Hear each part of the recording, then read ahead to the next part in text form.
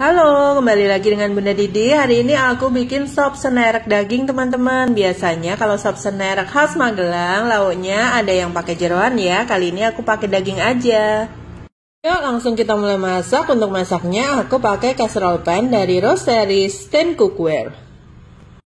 Pertama kita rebus daging untuk kaldunya dulu ya. Ini aku pakai daging separuh iga, separuh kisi. Jadi biar sedap kuahnya. Kita rebus daging dengan api kecil sampai keluar kaldunya, kemudian tambahkan bumbu-bumbu seperti yang aku tulis di video. Untuk dagingnya sebagian aku angkat, nanti aku masak bacem untuk lauknya ya. Selanjutnya tinggal kita masak kuahnya, tambahkan kacang merah yang udah direndam atau direbus setengah matang. Kemudian tambahkan juga wortel iris. Selanjutnya tinggal kita masak sampai meresap, api kecil ya, dan kacang merahnya empuk.